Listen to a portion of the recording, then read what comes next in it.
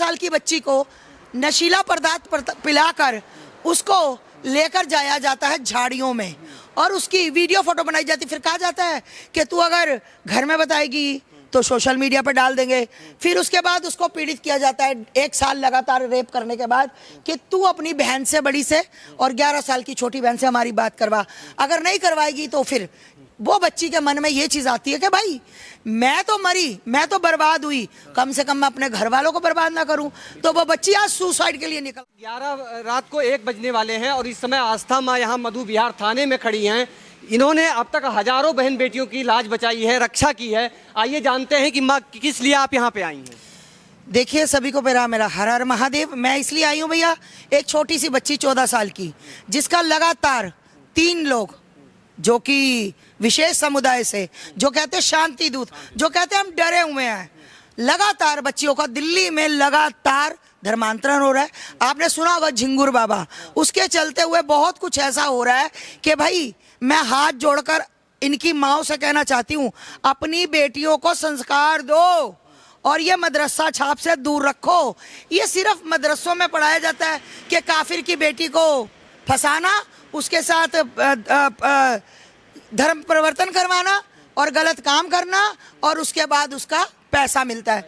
तो मैं कहना चाहती हूँ कि भाई मैंने पहले भी 100 बार गुहार लगाई है कि भाई 5-7 को फांसी दे दो, एनकाउंटर कर दो। कोई मुल्ला मलाना छोड़ो, कोई कुत्ता गली का लड़की की तरफ नहीं देखेगा। पर मेरे को लगता है कि शायद कुछ लोग हैं जो चाहते हैं सरकारें बनाई, सरकारें आती जाती हैं। भाई हमने तो सरकार को वोट इसलिए दी थी, बीजेपी को इसलिए लाए थे कि भाई हमारी बेटियां सेफ होंगी, हमारे मंदिर सेफ होंगे, हमारे मठ सेफ होंगे। कुछ सेफ नहीं हुआ, उससे ज़्यादा भी काम खराब होने लगा। आज 14 साल की बच्ची को नशीला पदार्थ पिलाकर उसको लेकर जाया जाता है झाड़ियों में और उसकी वीडियो फोटो बनाई जाती। फिर कहा जाता है कि तू अगर घर में बताएगी तो सोशल मीडिया पर डाल देंगे।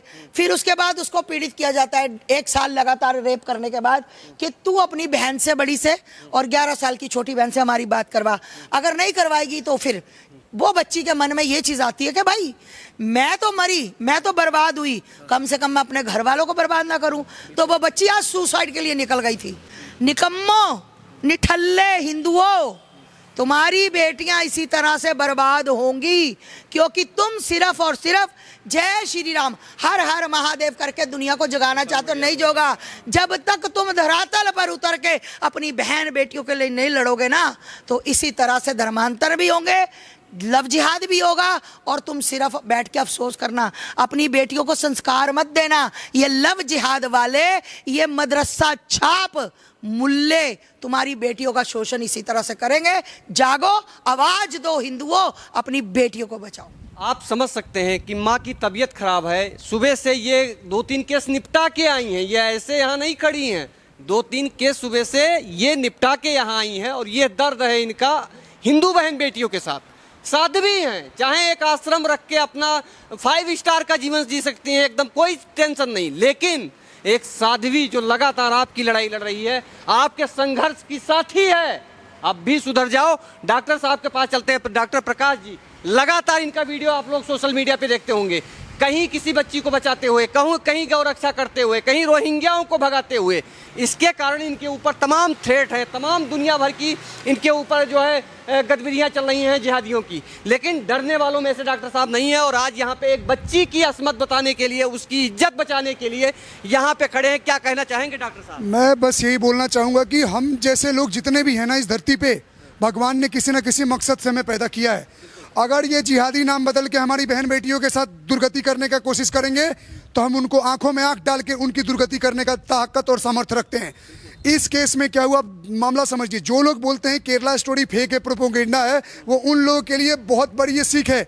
इस लड़की जिस बहन के लिए हम आए हैं अभी यहाँ थाने में, उसको एक सबाना नाम की लड़की ने पहले दोस्ती की, बाद में उसने आसिफ नाम के एक लड़के से संबंध बनवाए। आसिफ ने वीडियो बनाई, वीडियो के जरिए ब्लैकमेल करके, दूसरे का नाम क्या था, दूसरे का नाम आलमगीर या कुछ रहमान था, उसने फिर किसी और एक अन्य को करवाया। तो आप सोचिए कि जो ट्रिप उसकी माँ भी बहन भी सब मिली हुई है। तो पत्रकार महोदय जी, मैं बोलूँगा ये जो हम फिल्म देखते हैं ना, ये कोई झूठा नहीं है, ये प्री प्लान्ड रूप से एक क्या बोलते षड्यंत्र है, जिसके तहत हमारी एक बहन बेटी को शिकार बनाते हैं और गिद्ध और लकड़बग्घों की तरह उसको नोच नोच के खा जाते हैं, क्योंकि इनका मेन उद्देश्य यही होता है कि इनकी इज्जत आबरू को लूटो। अब आप ये बताओ कि हम कैसे कहते सिर्फ अब्दुल खराब है, आयशा भी तो खराब है, वही तो जुड़वा रही है, वही तो मिलवा रही है, और एक एक करके चैन में फिर वीडियो बना लेते हैं।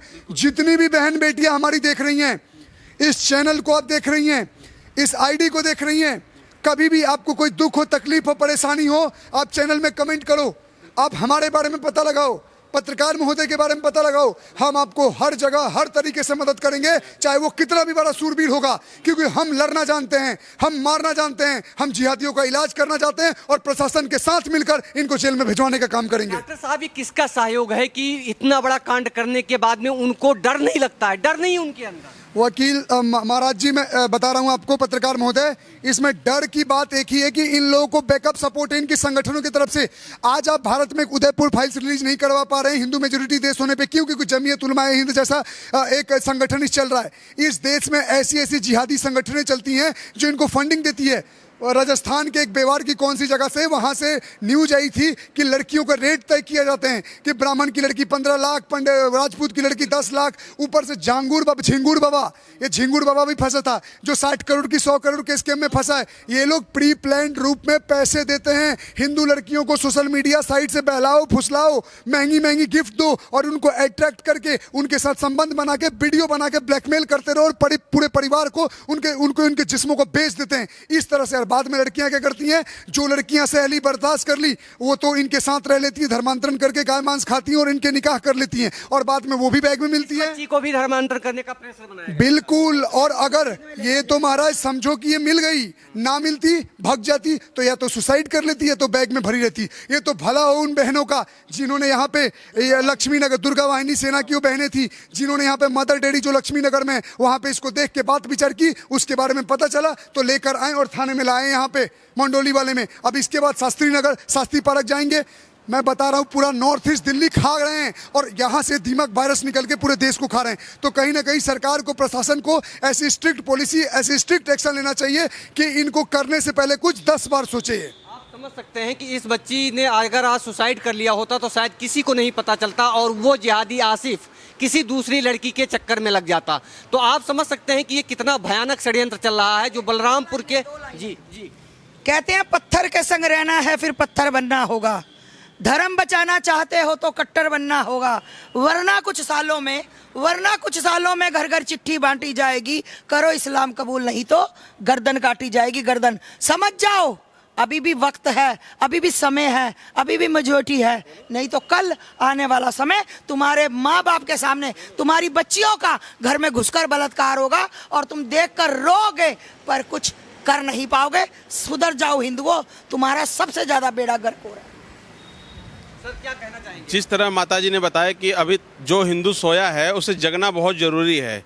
जिस तरह से ये जिहादी अपना जो मदरसे से सीख के आते हैं और छोटे छोटे बच्चियों के ऊपर अटैक करते हैं और उनका वीडियो बनाकर अपने यारों दोस्तों के साथ शेयर करते हैं। अगर आज हम जागरूक नहीं हुए, अगर हमारी फैमिली जागरूक नहीं हुई, अपने बच्चियों को अच्छे संस्कार नहीं दिए, तो आज के डेट में आप ये मान के चलिए आने वाले 5 साल में ना आप अपनी औलादों को बचा नहीं सकते हो। जिनकी मानसिकता चल रही है जिहादियों की, आप इनकी सोच नहीं समझ सकते हो। इनकी सोच में ये है कि जो मुस्लिम है वही सिर्फ हमारा है, जो अदर मुस्लिम है वो हमारे लिए, हमारे धर्म के लिए विनाशकारक है, या जो भी आप उसको अपने उसमें जो भी बोलते हैं वो। बट ये आप जान लीजिए कि अगर हम आज एकजुट नहीं हुए ना तो आने वाले 5 साल में हम कुछ भी नहीं कर सकते। जिस तरह से ये अपनी जनसंख्या बढ़ा रहे हैं, जिस तरह से मदरसों में इनको सिखाया जाता है कि आपको ठाकुर ब्राह्मण और जिस बेटी को आप पटाओगे, जिस बेटी के साथ आप शारीरिक संबंध बना रहे हो, जिस तरह से आप उनका रेट फिक्स किया गया है ना, ये किसी के नहीं होने वाले हैं। ये हमें आने वाले समय में हमारे जो जनरेशन है ना, जो छोटे बच्चे हैं, हम जिनको अपना फ्रेंड समझते हैं, जिनका जो परिवार, जो माँ बाप अपने बच्चों को फ्रेंड समझते हैं ना, उससे ज़्यादा मूर्ख कोई है नहीं। आप अपने बच्चों को जितनी भी आपको आज़ादी देनी है दो। हम ये नहीं कहेंगे कि अपने बच्चों को आज़ादी मत दो, आप दो, बट आप ये भी देखो ना कि हमारा बच्चा पढ़ने जा रहा है, उसकी पढ़ाई कितने बजे तक खत्म होती है और घर वो कब आता है। आप जब तक आप अपने बच्चे के आगे पीछे नहीं लगे रहोगे ना, आपका बच्चा बिगड़ेगा ही बिगड़ेगा। आपके बच्चे के अंदर आपका घर के परिवार के किसी भी सदस्य का डर होना बहुत जरूरी है। ये रियलिटी है। जिस तरह से पहले हमारे घरों में चलता था कि हमारे जो पूर्वज सिखाते थे कि गांव घर में बड़ों बुजुर्गों का डर होना परिवार के हर सदस्य के अंदर बहुत जरूरी है, वो होना चाहिए। आजकल का जो जनरेशन है ना कि अपने यार दोस्त भाईचारा बना के चलते हैं ना, सबसे ज्यादा मूर्खताई हिंदुओं में यही है। ये इस पूरे स्टोरी की सार यही है कि जिस तरह से हिंदू बहन बेटियां लव जिहाद के अंदर फंस रही हैं, जिस तरह से उनको जिहादी फंसा रहे हैं प्रलोभन देकर या षड्यंत्र के माध्यम से, अगर इस पर रोकथाम नहीं लगाई गई तो ऐसी तमाम लड़कियां यमुना की धार में बहती हुई नजर आएंगी दिल्ली से। बने रहिए स्वास्तिक सहारा के साथ। जय हिंद।